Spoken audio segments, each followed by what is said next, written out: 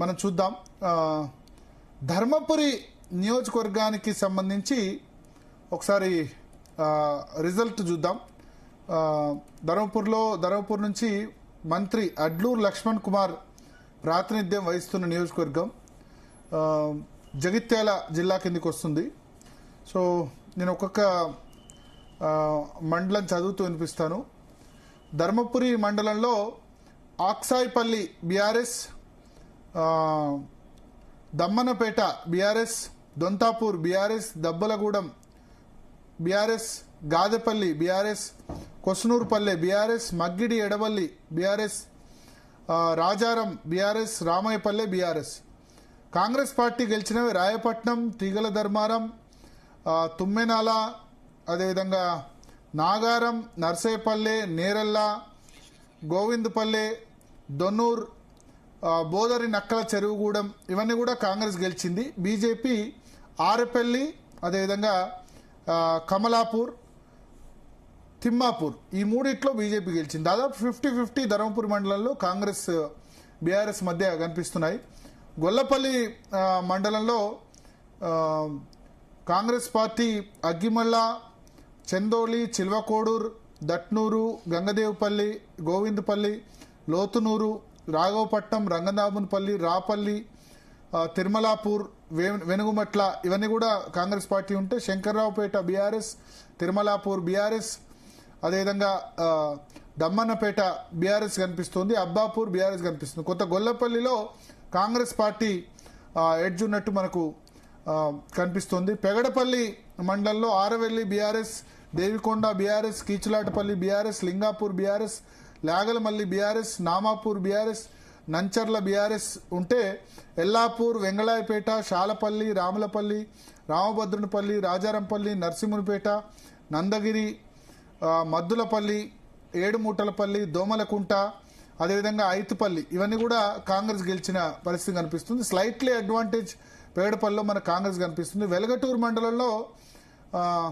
Congress party Chegyam, జగదేవ్పేట, కప్పరావుపేట, ముక్కట్రావుపేట, రాజక్కపల్లి, Shakapur, Stambhampalli, అదేవిధంగా వెంకటాపూర్ కాంగ్రెస్ గెలిస్తే BRS Velgatoor, తాళ్లకొత్తపేట, రామ్నూరు, అదేవిధంగా కోటిలింగాల, కిషన్రావుపేట ఇవన్నీ కూడా బీఆర్ఎస్ గెలిచింది. కొంత స్లైట్లీ ఎడ్జ్ కాంగ్రెస్ వెలుగుటూరులో కనిపిస్తుంది. ఎండపల్లి మండలంలో Shanabanda BRS, Endapalli BRS, Padakal BRS అయితే కాంగ్రెస్ కొత్తపేట, కొండపూర్, గుల్లకోట, చెర్లపల్లి, ముంజంపల్లి, మారేడుపల్లి ఇవన్నీ కూడా కాంగ్రెస్ పార్టీ గెలిచిన పరిస్థితి కనిపిస్తుంది. బుగ్గారంలో వెలుగొండ ఒకటి కాంగ్రెస్ గెలిచింది, మిగతా రిజల్ట్ రావాల్సి ఉంది.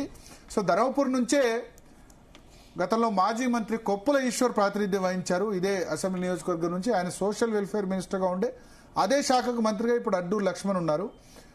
కొప్పుల ఈశ్వర్ గారు, జీతలు కోసం సమయం కేటాయించిన ధన్యవాదాలు సార్. థ్యాంక్ యూ అండి, ధన్యవాదాలు. ఎట్లా ఉంది సార్ ఓవరాల్ రిజల్ట్ మీ ధర్మపురి నియోజకవర్గంలో?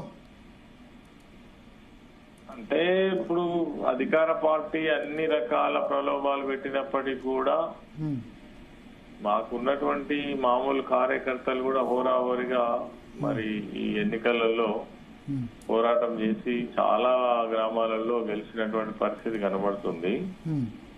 వాళ్ళ ఉన్నటువంటి అధికార బలము, డబ్బు బలము, కాంప్రమైజ్ చేయించడము, బ్లాక్ మెయిల్ చేయించడము, పోలీసును పెట్టి వాళ్ళను ఊరుకునే ప్రయత్నం చేయించడం ఇవన్నీ జరిగినాయి. అయినప్పటికీ కూడా మా కార్యకర్తలు ఎక్కడైతే గ్రామాలలో ఇదివరకు ప్రజాసేవలో ఉన్నటువంటి వాళ్ళు మేమున్నప్పుడు ఆ గ్రామానికి బ్రహ్మాండంగా అభివృద్ధి చేసినటువంటి విషయాలన్నింటినీ కూడా మరి ప్రజల ముందుంచి కొన్ని మండలాల్లో కొంచెం ఎక్కువ, కొన్ని మండలాల్లో కొంచెం తక్కువ, మొత్తానికైతే ఒక మంచి రిజల్ట్ అయితే వచ్చిందని మేము భావిస్తున్నాము. జనరల్ గా అధికార పార్టీకి ఎప్పుడైనా ఎడ్జ్ ఉంటుంది. మేము అధికారంలో ఉన్నప్పుడు కూడా 80-90% గ్రామ పంచాయతీలు అన్ని మాకే ఉండేది. ఇక అది ప్రజలు కూడా ఆలోచిస్తారు ఏంటంటే అధికార పార్టీలో ఉంటే ఏదో గ్రామం జరుగుతుంది అది దాని. కానీ ఈ 2 సంవత్సరాలలో కూడా అధికార పార్టీ ఏం చేసింది అనేది కూడా ప్రజలకు తెలుసు.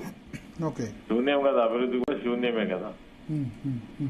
కాబట్టి గెలవడం అనేటువంటిది మాకు చాలా సంతోషాన్ని, ఇంకొక రకమైన ఉత్సాహాన్ని కూడా ప్రజలు మా మీద ఉన్నటువంటి విశ్వాసం, పార్టీ మీద, కేసీఆర్ గారి నాయకత్వం మీద ఉన్న ఈ విశ్వాసం అయితే కనబడుతుంది.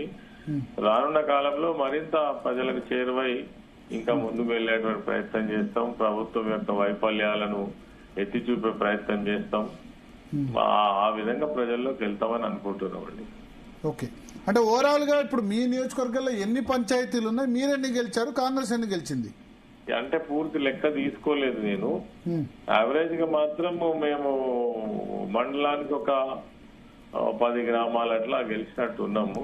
ఒక్కొక్క మండలంలో 25 గ్రామాల్లో 25 to 30% వచ్చిందా మీకు? 30% ఈజీగా గెయిన్ అయినామండి.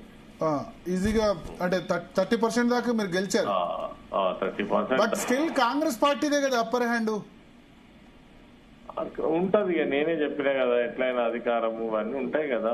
ఓకే ఓకే, కంపల్సరీ మేము ఉన్నప్పుడు ఆ మాత్రం కూడా లేదు మరి కాంగ్రెస్. మీరు లాస్ట్ టైం బీఆర్ఎస్ అధికారులు ఉన్నప్పుడు కాంగ్రెస్ కి ఎన్ని వచ్చి ఉండే అప్పుడు? అంటే వేల మీద లెక్క పెట్టేది 20-30 ఉంటే ఎక్కువ, మొత్తం 150లో 119 ఇప్పుడు. బట్ మన ధర్మారం మండలి కూడా ఫస్ట్ ఫేజ్ లో అయినట్టుంది. 9 గ్రామాలు గెలిచినాం. ఓకే, సో 150లో వాళ్ళు 10-15 లోపే ఉండేనా అప్పుడు? 20-25 వరకు ఉంటే కావచ్చు. 20-25. ఇప్పుడు మీరెన్ని 150లో మీరెన్ని గెలిచారు? ఒక 50 దాకా వచ్చాయా? 50 దాటి ఉంటామండి. 50 దాటి ఉంటాయి. ఓకే, అంటే దాదాపు 1/3 వరకు గెలిచారు. గెలిచామండి. ఏ మండలంలో ఎక్కువ పర్ఫార్మెన్స్ ఉంది మీకు? బుగ్గారం, ధర్మపురి, గొల్లపల్లి, పెగడపల్లి, వెలగటూరు, రెండపల్లి? ధర్మపురిలో మంచి బాగుంది. ఓకే, దాదాపు చిన్న గ్రామాలన్నీ కూడా గెలిచినాం. గుంతాపూర్ లాంటి పెద్ద గ్రామంలో కూడా గెలుచుకోగలిగినాం. తర్వాత కొన్ని 1-2 బీజేపీ కూడా వచ్చినట్టున్నాయి. ఒక దగ్గర అక్కడక్కడ ఇండిపెండెన్స్ కూడా గెలిచినారు. తర్వాత పెగడపల్లిలో కూడా పెద్ద గ్రామాలు గెలుచుకున్నాం మేము. లింగాపూర్ కావచ్చు, నంచర్ల కావచ్చు, ఇవన్నీ కూడా పెద్ద గ్రామాలు. ఒక 2 మండల హెడ్ క్వార్టర్స్ గెలుచుకోగలిగినాం. వెల్కటూరు గాని, తర్వాత ఎండపల్లి. ఓకే, మండలం అంటే పెద్ద గ్రామాల్లో మీరు ఎక్కువ విజయం సాధించారా? పెద్ద గ్రామాలు కూడా మంచి, ఇప్పుడు శ్రీరాములపల్లె కావచ్చు, మల్లన్నపేట కావచ్చు, ఇట్లాంటి గ్రామాలు కూడా గుర్తింపున్న గ్రామాలలో కూడా మేము గెలుచుకోగలిగినాము. ఏదేమైనా మా మీద నమ్మకం వచ్చినటువంటి ప్రజలకైతే ప్రత్యేకమైన ధన్యవాదాలు. పోరావరిగా పోరాడినటువంటి మా కార్యకర్తలకు కూడా ధైర్యానికి మెచ్చుకుంటున్నాను నేను. ఎందుకంటే చాలా రకాల ఒత్తిళ్లు ఉన్నాయి. అంటే ఎవరు అధికారంలో ఉంటే ఒత్తిళ్లు కామనే కదా. మీరు అధికారంలో ఉన్నప్పుడు మీరు కూడా ఒత్తిళ్లు చేయలేదా? నేనైతే చేయలేదు. 2020లో మీరేం చేయలేదు ఒత్తిడి? నేనేం చేయలేదు. నేను చాలా కానీ అప్పుడు మొత్తం మంది బీఆర్ఎస్ లోనే ఉండే 2020లో. అసలు కాంగ్రెస్ లో ఉన్న వాళ్ళు ఇట్లాంటి పోలీసు ఒత్తిళ్లు చేయడము, కేసులు పెట్టియడము, తర్వాత వేరియేషన్ చూడడము, ముఖాలు చూసి పనిచేయడం, ఇవన్నీ చేయలేదండి మేము. కొత్త పద్ధతి ఇదంతా. ఇప్పుడు కేసులు పెట్టించారా? లెక్కకు లేదని కేసులు పెట్టారు ఇప్పుడు ఈ 2 సంవత్సరాలలో. భయభ్రాంతులకు గురి చేసారు. మా సోషల్ మీడియా మా పిల్లలందరినీ కూడా అసలు లేకుండానే చేసారు కదా. అంటే పోలీసులు ఫోన్ చేయడమేనా? ఒక్క గవర్నమెంట్ కు వ్యతిరేకంగా ఒక్క పోస్ట్, అంటే వాళ్ళు అన్న మాట రిపీట్ చేస్తే కూడా పోస్ట్ పెడితే కూడా ఎస్ఐఓ ఎవరెవరు ఫోన్ చేసి నువ్వు పోలీస్ స్టేషన్ రమ్మని పిలవడమేనా? అంటే ఇప్పుడు ఈ సర్పంచ్ ఎన్నికల సందర్భంగానే అంతకు ముందు జరిగింది అంటారా? అంతకు ముందు నుంచి నడుస్తుంది. ఆ భయం ఇప్పటికీ మాకు ఉన్నది. వీళ్ళతో గొడవద్దు, మేము ఎదురుగానే పోవద్దు అనే పరిస్థితి ఉన్నది. ప్రజలు కూడా ఎట్లా తయారైపోయిందంటే ఇక వీళ్ళకి ఇంతే, మనం ఏం చేసినా వీళ్ళు ఏం చెయ్యరు, కానీ వీళ్ళతో అనవసరంగా బదనాం ఎందుకనే పద్ధతిలో గమ్మున ఉంటున్నారు ప్రజలు కూడా. వాళ్ళు చెప్పిన మాటలు ఇంప్లిమెంట్ చేసినా చేయకపోయినా, వడ్ల కొనుగోలు దగ్గర ఎంత ఇబ్బంది జరిగినా, యూరియా రాకపోయినా ఎందుకు యూరియా లేదని కూడా అడిగే పరిస్థితి లేదు. ఎందుకనంటే వీళ్ళు రివెంజ్ నేచర్ ఉన్నది. ఇదంతా మనకెందుకు బదనాంలే, సమయం వచ్చినప్పుడు చూద్దాంలే అన్నట్టే ఉన్నారు. సమయం వచ్చినప్పుడు అంటే ఇది ఇప్పుడు సమయం కదా మరి ఎలక్షన్, సర్పంచ్ ఇది లోకల్ బాడీ ఎలక్షన్స్ కదా. ఓకే, మళ్ళా 3 ఏళ్ళ అధికారంలో ఉంటారు, మాకెందుకు అనేది ఉంటది. మరి మళ్ళీ రేపు ఎంపీటీసీ జెడ్పీటీసీ కూడా వస్తాయి, అవి కూడా ఉంటాయి. దాంట్లో కూడా అధికార పార్టీ ప్రభావం ఉండదా? ఉంటది కదా. మున్సిపాలిటీస్ లో కూడా ఉంటది సేమ్ ఇట్లా ఉంటది. అయినా మేము కొట్లాడేంత వరకు కొట్లాడతాం, ప్రజలను మెప్పించే ప్రయత్నం చేసేంత వరకు చేస్తాం. కానీ వాళ్ళ అయితే మీరు మొదటి టర్మ్ తర్వాత దాదాపు అన్ని పార్టీల నేతలు బీఆర్ఎస్ లో చేరినారు. ఇప్పుడు కాంగ్రెస్ లో అట్లా కాదు కదా, బీఆర్ఎస్ లో అంతమంది నేతలు చేరలేదు, వాళ్ళు కూడా చేరనివ్వలేదు, కాంగ్రెస్ పార్టీ నేతలు కూడా చేరనివ్వలేదు. అక్కడొకరు తప్ప మా వాళ్ళు ఎవరు వెళ్ళలే. మీ వాళ్ళు ఉన్నారు అట్లే, అంటే వాళ్ళు కూడా చేరనివ్వలే కదా. చేరిన వాళ్ళని కూడా పెద్దగా కాంగ్రెస్ క్యాడర్ కూడా అవసరం ఎక్కడ ఉంటే అక్కడ చేరనిచ్చిండ్రు. ఓకే, పోయిన వాళ్ళు కూడా చాలా ఇబ్బంది పడుతున్నారు, వాళ్ళు ఎవరు హ్యాపీగా లేరు. మళ్ళీ వస్తారా వాళ్ళు? ఇక మళ్ళీ వస్తే మేము ఏం చేసుకోవాలి వాళ్ళను? ఊరికి అదే పనేగా. తీసుకోరా మీరు? ఎందుకు తీసుకోవాలి? ఏం చేసుకోవడానికి తీసుకోవాలి? ఒక క్యారెక్టర్ లేని మనుషులతో మాకేంటి సార్? ఓకే ఓకే, ఓవరాల్ గా మీరు ఏం చెప్తారు?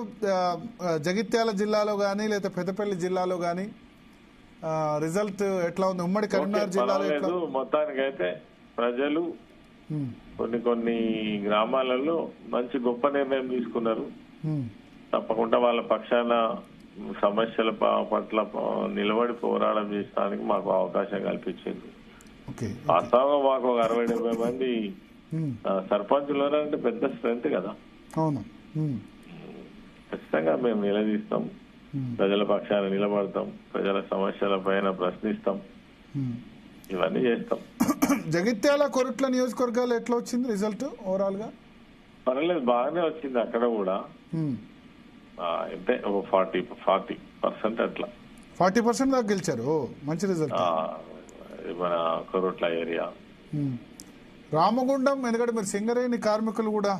రామగుండం అంటే తక్కువ గ్రామ పంచాయతీలు, 2 మండలాలు కాబట్టి అక్కడ పెద్ద ప్రభావం ఏమి ఉండదు, పెద్ద మున్సిపాలిటీ కదా. ఓవరాల్ గా కోల్బెల్ట్ ఏరియాలో పెద్దపల్లి పార్లమెంట్ పరిధిలో ఎట్లా ఉంది?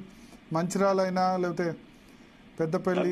అధికార పార్టీ ప్రభావమే ఎక్కువ ఉంది. ఓకే, సో అధికార పార్టీ ప్రభావం ఎక్కువ ఉన్నా సరే మీకు మీ కాన్స్టిట్యున్సీ వరకు ధర్మపురి వరకు 30 నుంచి 35% గెలిచారు.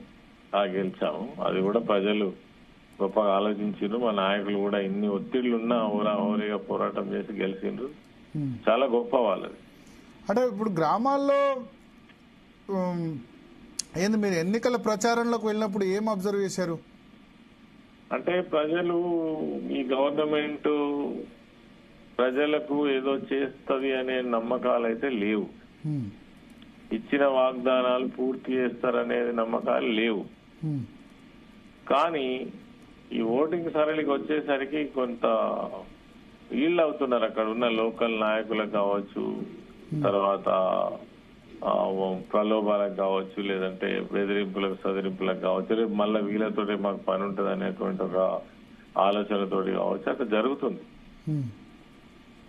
Okay okay okay, thank you. Right sir, thank you Koppula Eshwar garu. So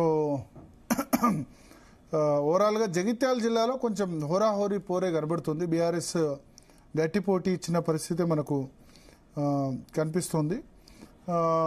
panchayat ఎన్నికల్లో